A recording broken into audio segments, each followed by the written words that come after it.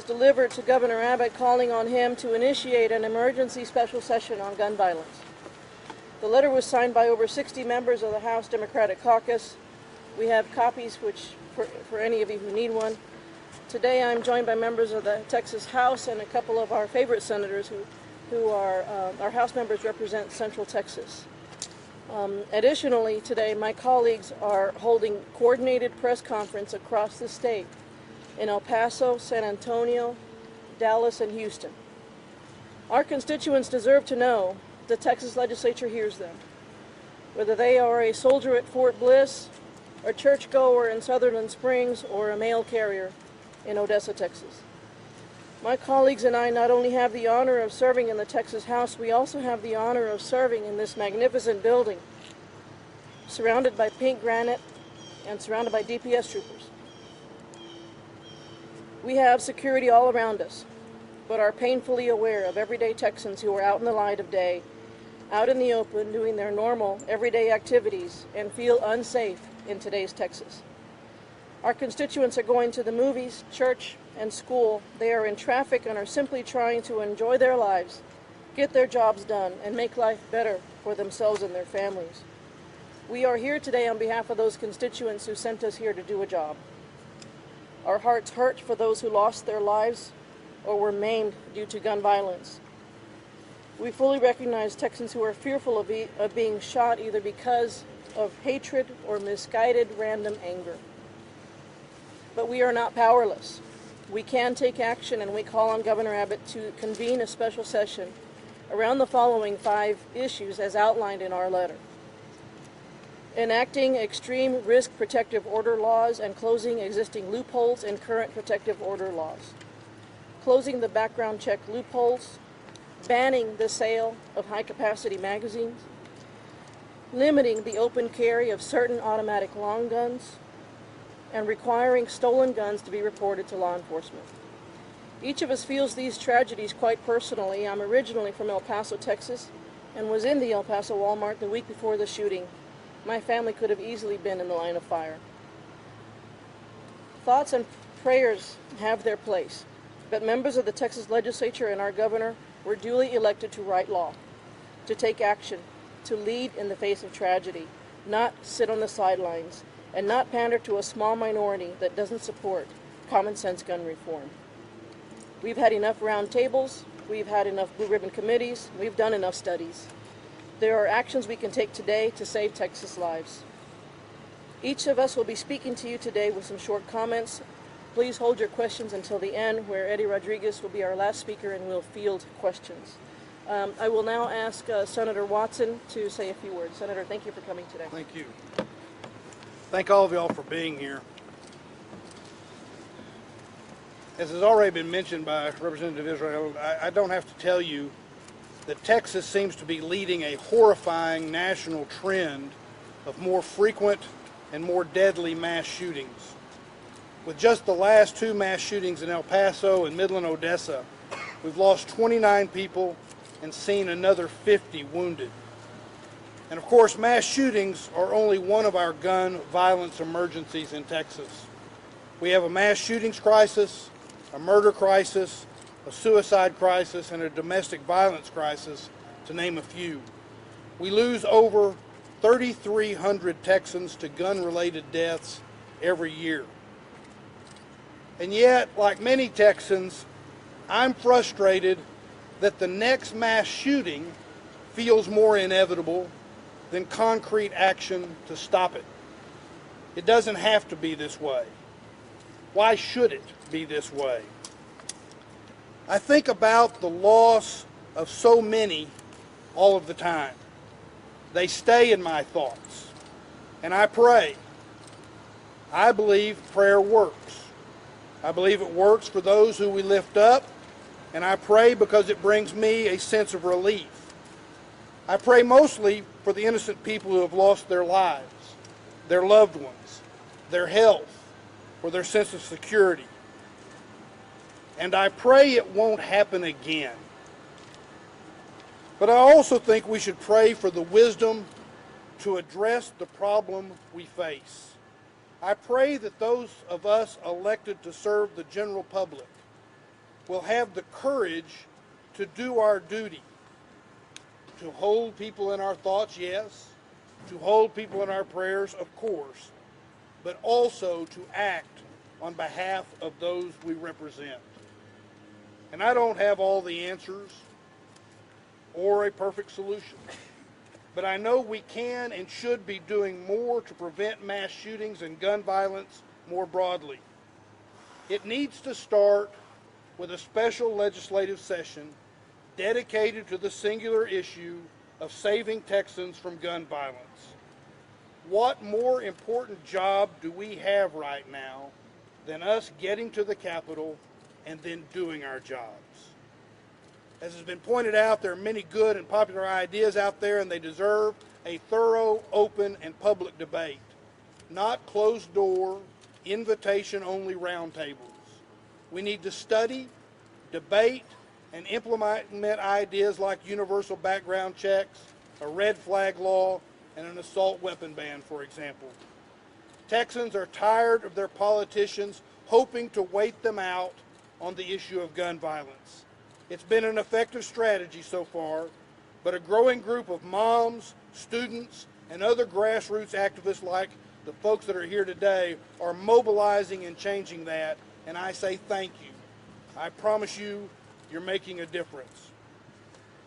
So let me end by saying, by all means, let us mourn our loss. Let's grieve with our neighbors, and let's pray for those who are hurting. But let's stop sitting and waiting to repeat the process when it inevitably happens again. Now is the time to put partisanship and political self-preservation aside and to lead. Now is the time for a special session dedicated to the single issue of saving Texans from gun violence. Thank you all. Thank you. Next will be Senator West, who happens to be here in Austin but represents the Dallas area. Thank you, Senator West. Thank you, sir. Good morning to each and every one of you. I concur with my colleagues on this particular issue. Now is the time to act in Texas and around this country. If you believe in polls, in which many politicians look at polls to determine exactly what is the public sentiment, we know that the great majority of Americans, more specifically Texans, want to see something done about this particular issue. The fact is that the new normal is wondering whether someone is going to be a mass shooter in a public area that you happen to decide to go to. But then you have to think about whether or not you need to take the chance to go to a mall, go to a movie, or go to any public area where you have a lot of people. That's where we are now, a high school football game. Texas is ground zero. And so what I would ask the governor to do is to call a special session. And this is what I say to the governor. You won't have to walk alone. Democrats are prepared to sit down with you and address the issues that we are asking you to address and come up with viable solutions. We're prepared, as long as you do it in good faith, to stand with you on addressing this particular issue, and it becomes a bipartisan issue. That's what we need on this issue, and people with goodwill to come together. We are the leadership of this state and of this country. And if we don't do it, then who's going to get it done? The governor has the power to call all of us back for a single focused special session on this issue. And I suggest to you, Governor, that Democrats will stand with you on this issue and get something done. But it's up to you to lead, and it's up to the President and Mitch McConnell to lead on a national basis. Thank you, Senator West. Next is Representative Donna Howard of West Austin, Western Travis County, who's seen this too frequently. Thank you, Representative Howard. And Celia asked us to speak from the heart, which I intend to do here, so I'm not sure exactly what words are going to come out. But the fact is that all of our hearts and minds are focused on this right now. The fact is that the 181 of us who work here, we can actually do something about it.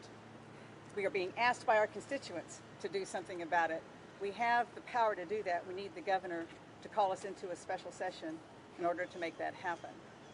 And I would suggest, as the senator just mentioned, being laser focused on preventing gun violence in a special session, not waiting till the next regular session, which will be a redistricting session, where we will have our allegiances pulled all kinds of different directions, will prevent us from doing the things that need to be done. We can do something about it right now, and there are things that we know we can do. Absolutely, we need to continue to study and debate, and we can use a special session to do that. But we already know there are actions that we could take that can make a difference right now. Who would be against making sure that state fugitives cannot get a license? Right now, we don't have that in place here in Texas because we don't have the data system that works with that. Who would be opposed to making sure that those who have their licenses revoked because of misbehavior are not able to still get a gun because we don't have a system that follows up on those revocations? We were told by DPS that 74% of revoked licenses are not returned to DPS. You can still go in, there's not a check system in place, and still get a gun. These are common sense things that we could address right now, including the one thing we were able to pass that didn't get vetoed last time in our budget, some dollars in place for DPS to set up a statewide gun safety program. Who can be opposed to that? And I will tell you, the people that we had that spoke at the one hearing that we got to have, responsible gun owners want responsible, safe storage laws in place. They came and they spoke. We heard from all kinds of groups, veterans, law enforcement, even Students for Concealed Carry came in support of that legislation. We got it out of committee with a bipartisan vote, but could never get it on the House floor for a vote. This is the kind of thing that our constituents are telling us they want us to tackle, and they want us to tackle it now. My final thought is to say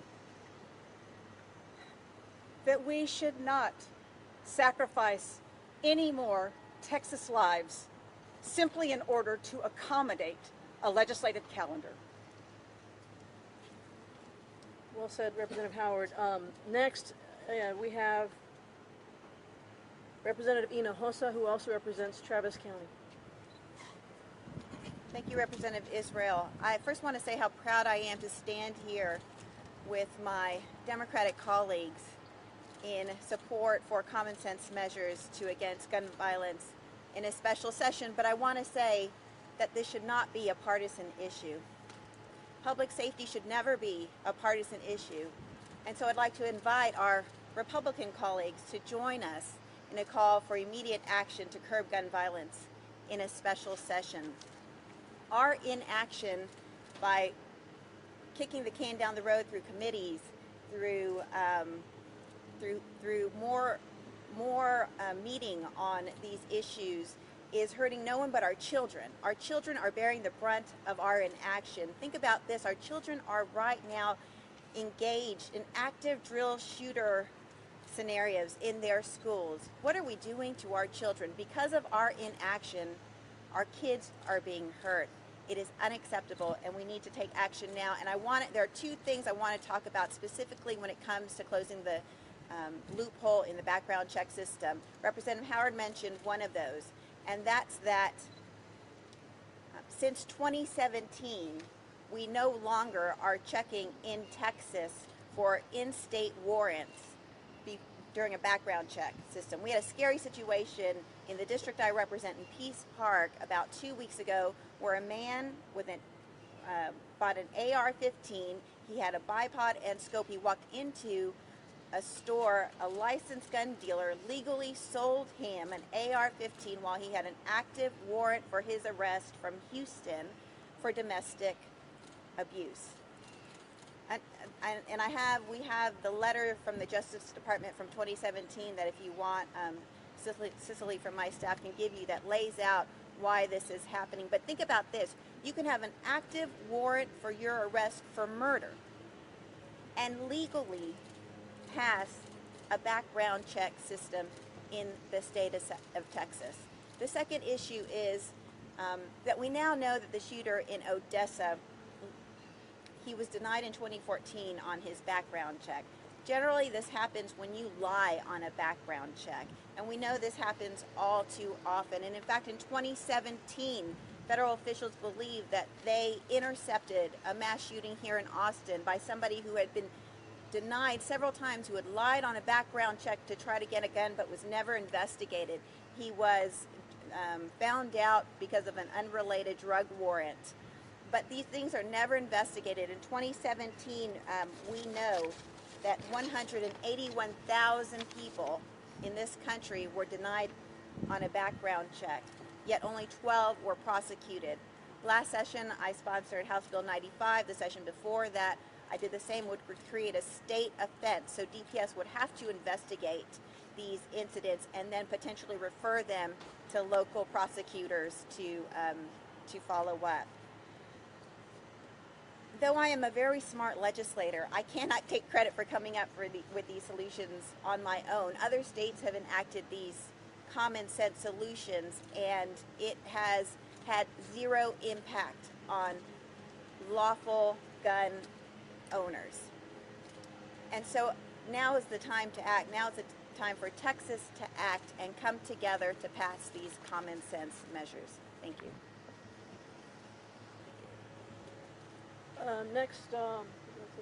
Next we have newly elected and hopefully coming back, Representative Tallarico, who represents Williamson County, Representative James Tallarico. Yesterday I was heartbroken. Today I'm angry. If you have encouraged white nationalist rhetoric, if you have blocked common sense gun safety measures, if you have refused to expand mental health care, if you have accepted contributions from dark money groups like the NRA, then you have blood on your hands.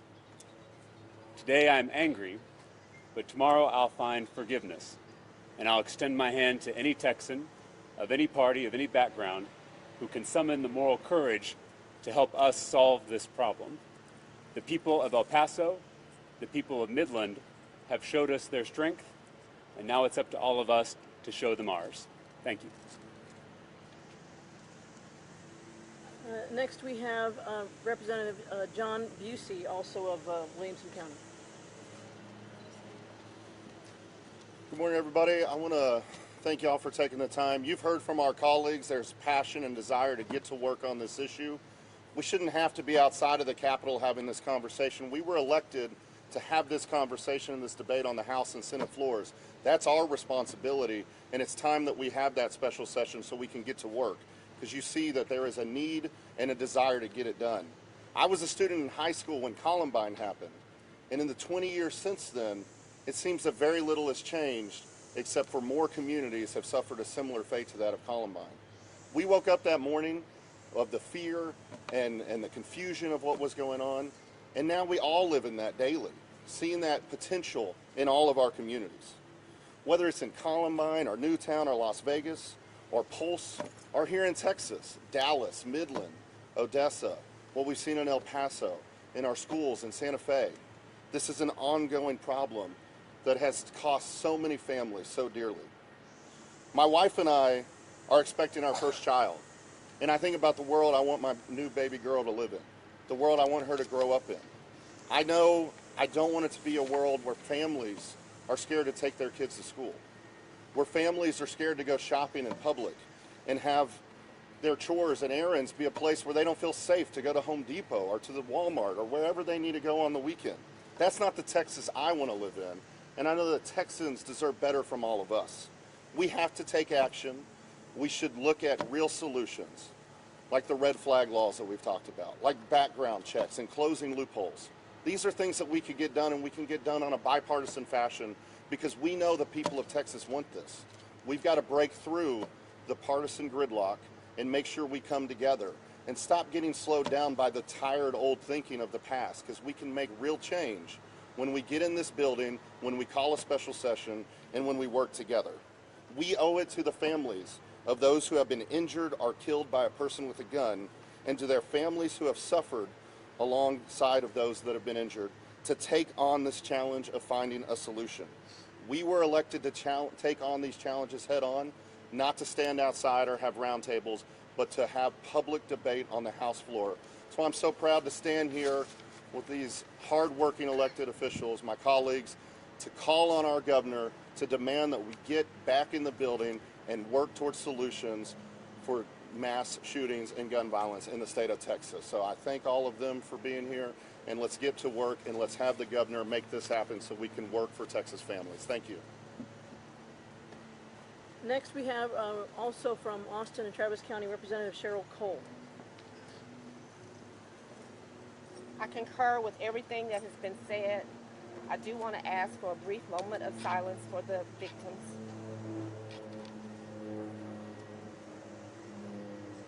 And God said He will wipe every tear from their eye, and death and mourning shall be no more.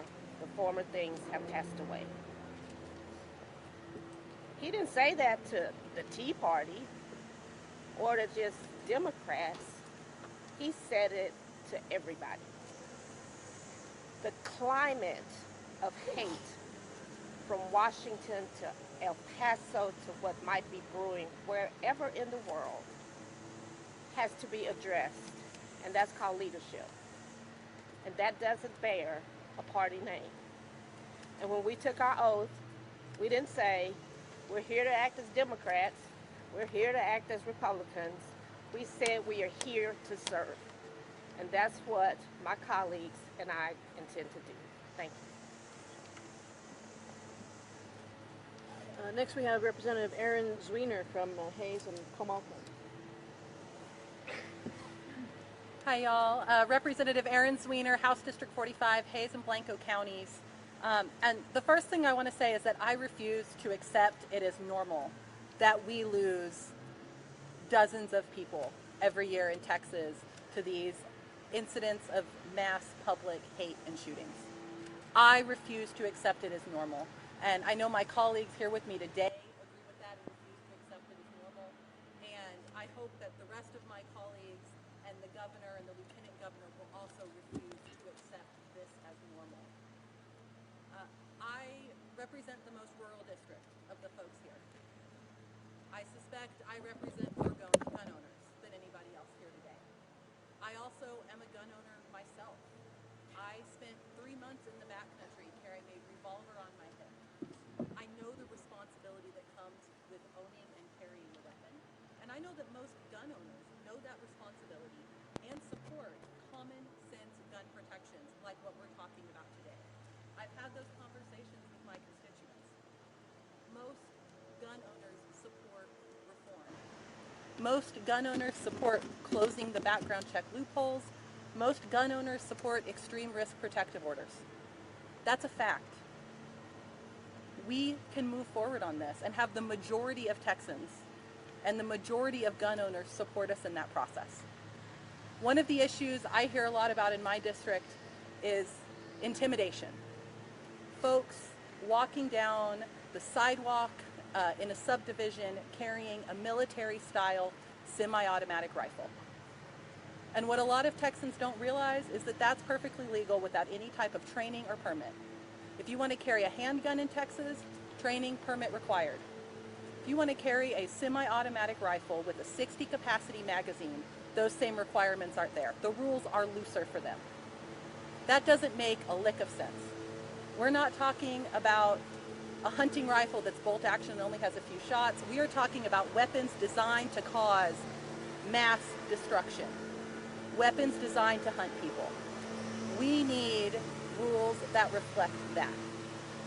And just as members of my district feel intimidated when this small minority of gun owners decides to carry weapons like this down the street, I see some of my colleagues intimidated by a small minority of gun activists when they are refusing to take action.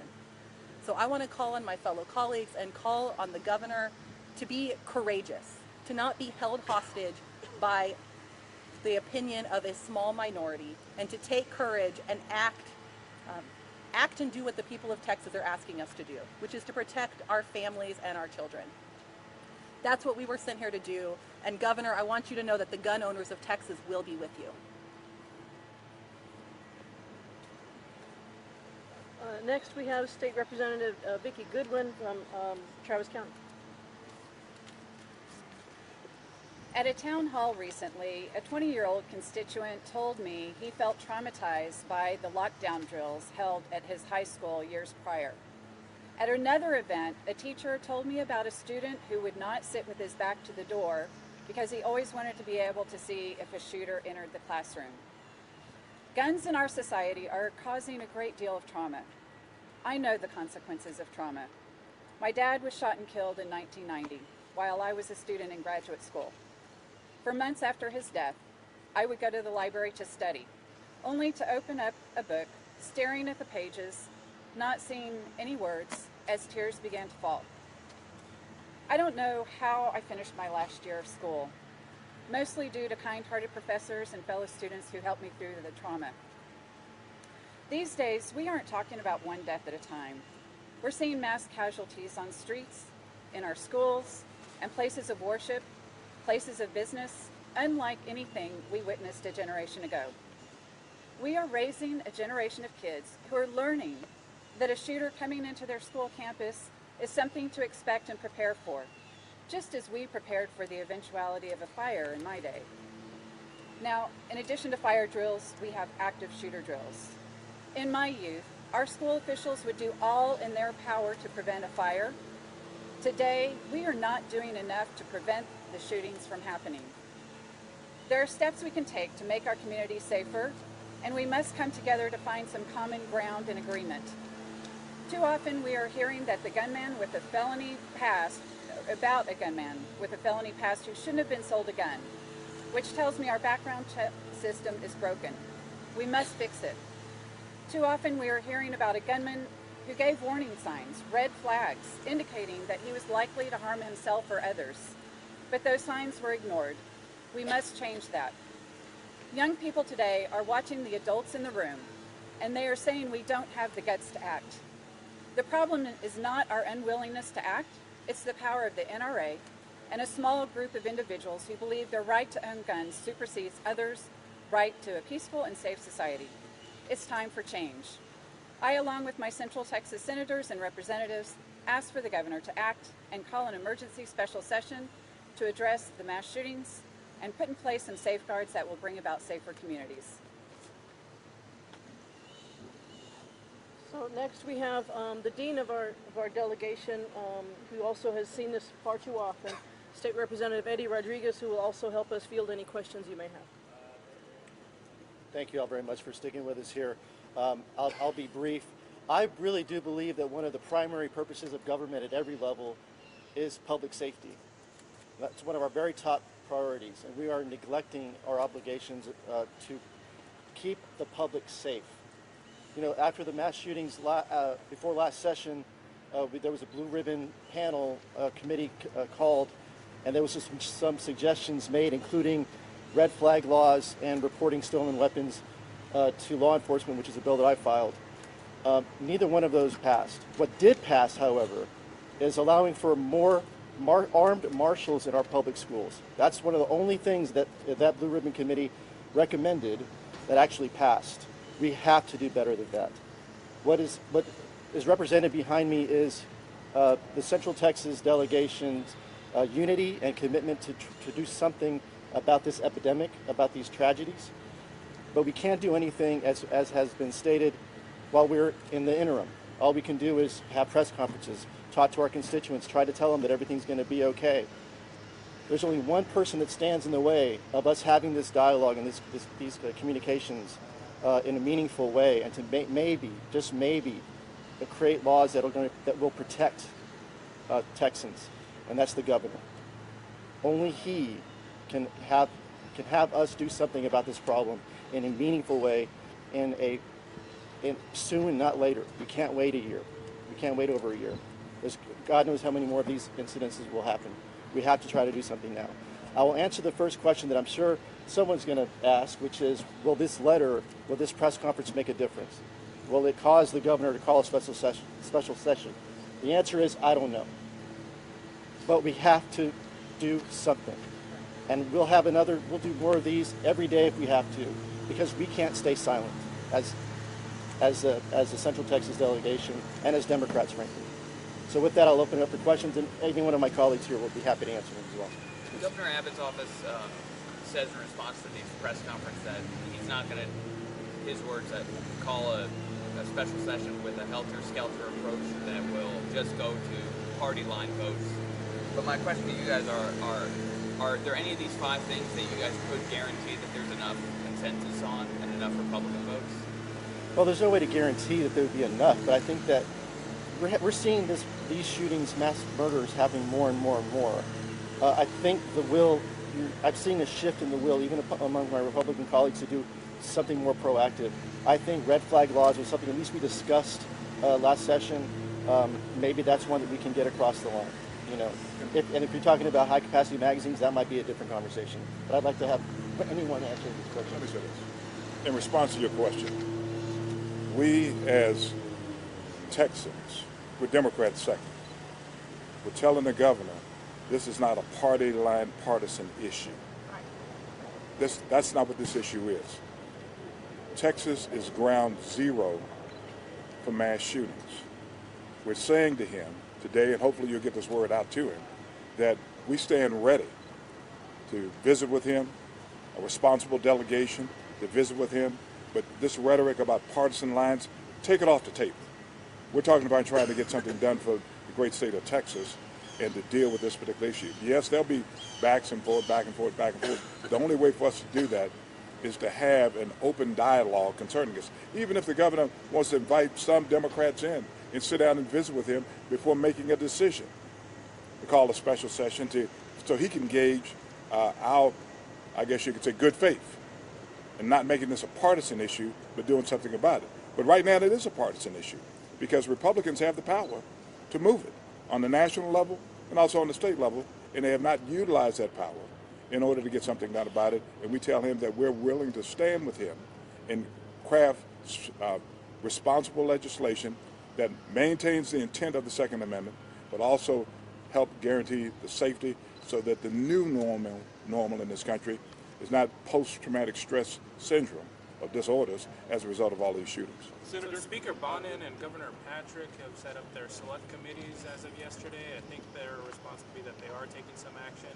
What is your guys' responses to that, and also to the fact that they announced those committees, I think, less than 24 hours before you all are planning to do these press conferences? Well, I think that it's a good start, okay? But again, having a committee and making certain we come up with recommendations in an expedited manner is altogether something different. We're not looking for recommendations for the next session.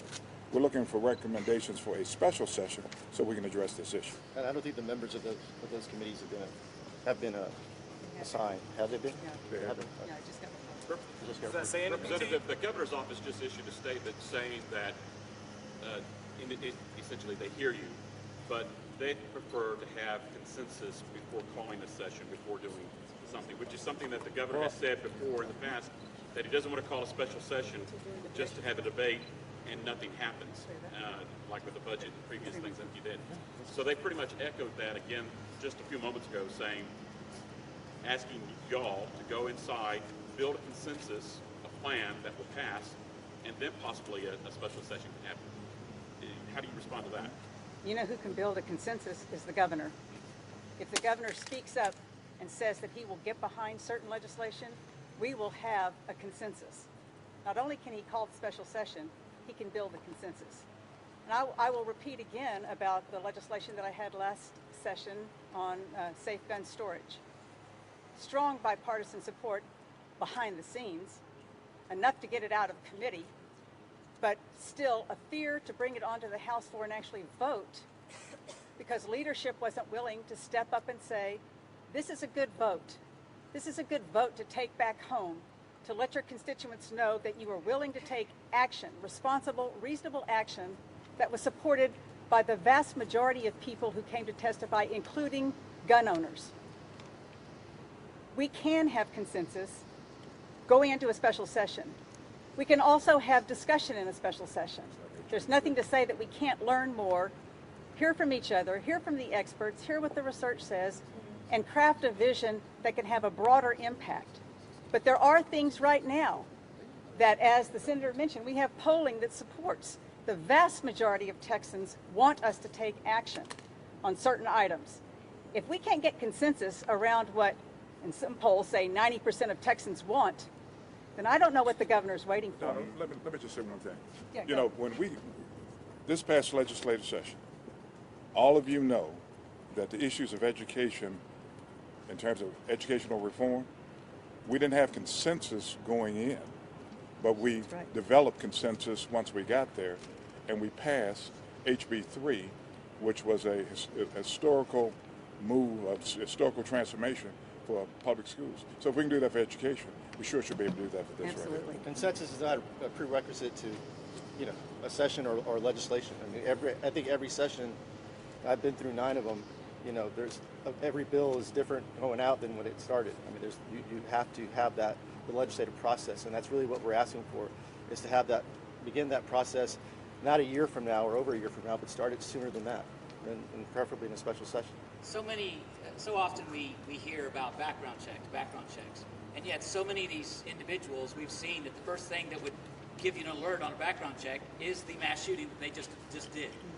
What are you guys suggesting that you think would actually have an effect, that would actually prevent some of these shootings that we've seen? Well, there is a federal law that prohibits somebody from lying on a background check to try to get a gun, as I said earlier. But we know that the ATF takes no action in investigating and prosecuting. And just like you said, we don't know that this has happened often until there is already a shooting, and then they go back and they're prosecuted for this additional crime. That is the wrong approach, and that is why I introduced, and many of my colleagues supported, a state lie and try bill that would preemptively have DPS look into what is going on these background check denials, and if somebody is lying on them, refer that to a local prosecutor to be prosecuted potentially. So Lieutenant Governor Patrick, I think yesterday, said on Fox News that he's open to a stranger-to-stranger, or closing that stranger-to-stranger sale loophole. What does that tell you? And I mean, that's not anything new. I mean, what does that show you where we are as a state?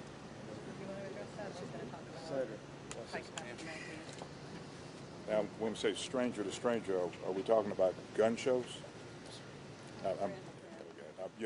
I mean, the reality is we need to do background checks. I'm glad to see the Lieutenant Governor is moving. He's starting to think more and more about this particular issue, and I firmly believe that as we continue to discuss it, there may very well be other ideas that he will adopt and feel that should also be codified in law. And so I'm glad to see he's moving at least in that particular direction. And maybe that's something that... Anything about expedited executions? Do you think that's an answer to a deterrent? I wouldn't even answer. Next question. I actually want to come back and address the question of what's something we could do that would have an impact now that isn't part of this background check question. And we could ban high-capacity magazines. That's easy. Right now, law enforcement, if somebody's walking down the street with a semi-automatic rifle with a 60-capacity magazine, they can stop and say hi, but that's about all they can do until that person points the gun at someone. These high-capacity magazines are part of what allows these mass shootings to be so devastating so quickly before law enforcement has an opportunity to respond. So that's a simple thing, where if law enforcement sees someone going down the street with a high-capacity magazine, if they can stop them and take their weapon because it's against the law, that'll make an immediate difference.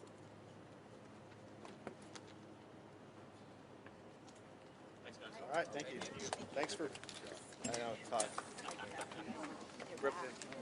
So you thinking that I mean... Hey, press me any handouts.